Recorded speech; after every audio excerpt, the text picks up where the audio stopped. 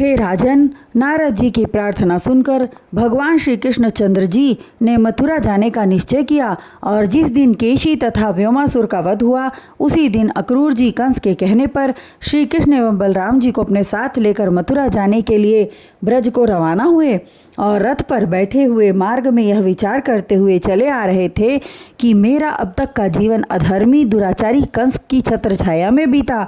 शायद यह मेरे पूर्व जन्म के पुण्यों का प्रताप है कि आज श्री श्याम किशोर का दुर्लभ दर्शन प्राप्त होगा, जिनके दर्शनों की अभिलाषा से बहुत से योगी जन जीवन पर्यंत जप तप करते हैं।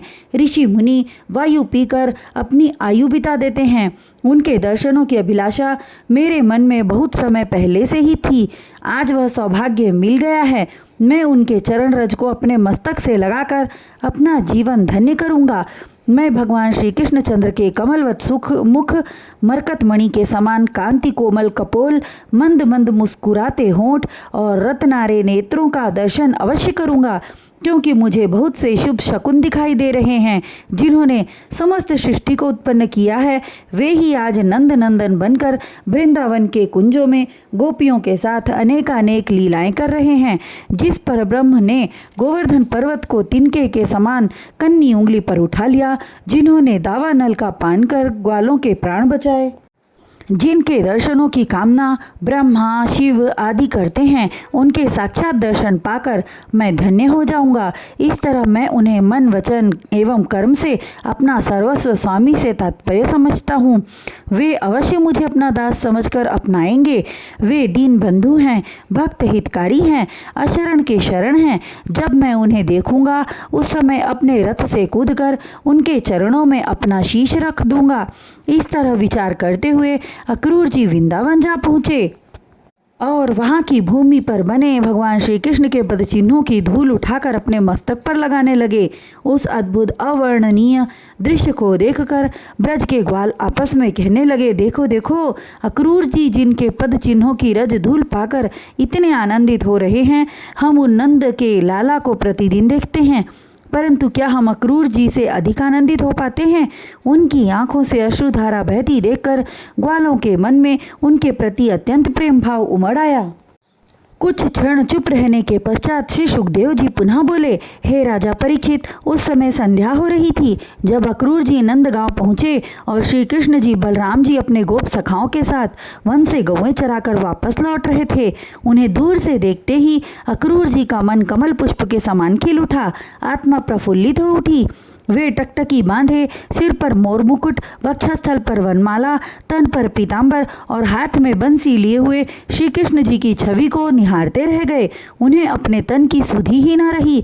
अक्रूर जी की यह दशा देखकर कन्हैया जी मंद मंद मुस्कुराने लगे। उनकी मुस्कान ऐसी थी कि सारा संसार आकर्षित होता था और जब अक्रूर जी को भगवान की कृपा से ध्यान हुआ तो अपने रथ से कूद पड़े, दौड़कर श्री कृष्ण जी के चरणों में लौट गए। उनके नेत्र प्रेमाश्रु से भरकर बहने लगे, कंठ भर आया। उस क्षण वे चाहकर भी कुछ न बोल पा रहे थे। उनकी भक्ति देखकर श्री कृष्ण जी अति प्रसन्न हुए और अक्रूर जी को उठाने लगे, किंतु वे उनके चरणों को छोड़कर उठने के लिए तैयार ही न थे। श्री कृष्ण जी अपने चक्र अंकित हाथों को उनके शरीर पर फेरा और बहुत समझा बुझाकर ऊपर उठाया तथा प्रेम पूर्वक अपने कंठ से लगा लिया। तत्पश्चात वे बलराम जी के पास गए और उनके चरणों में अपना मस्तक रख दिया। उनके प्रेम भाव को देखकर बलराम जी ने उन्हें उठाकर अपने गले से लगा लिया। हे परीक्षित, उस काल देवता भी तरसने लगे जब भगवान श्री कृष्ण जी ने अपना अक्षय हाथ अक्रूर जी के मस्तक पर फेरा। उसके बाद अक्रूर जी का हाथ पकड़कर राम श्याम अपने घर ले गए और आदर सत्कार करते हुए आसन पर बिठाया। उसी समय नंदराय जी आ गए। आसन से उठकर अक्रूर जी उनसे गले मिले और कुशल क्षेम पूछने लगे। हे राजन, त्रिभुवनपति श्री कृष्ण जी उन्हें आसन पर बैठाकर स्वर्ण थाल में पानी भरकर लाए और उनका पाँव धोने लगे। अक्रूर जी मन ही मन लज्जित होकर अपना पैर खींचने लगे। उस समय उस दृश्य को देख रहे देवगण अक्रूर जी के भाग्य को सराहने लगे। चरणों को धोने के पश्चात उन्हें सुवासित भोजन कराया और पान इलायची देने के पश्चात नंदराय जी उनसे पूछने लगे, हे अक्रूर जी, आप लोग किस प्रकार दुष्ट प्रवृत्ति के राजा कंस के राज्य में रहते हैं? हमारे विचार से तब तक वह निर्दयी जीवित रहेगा जब तक मथुरा की प्रजा को सुखी कहना भी पाप होगा। उस पापी ने अपने प्राणों की रक्षा के लिए अपनी बहन के 6 पुत्रों को मार डाला। भला ऐसे अत्याचारी इस धरा पर कहीं होगा? वह अत्यंत नीच और पापी है।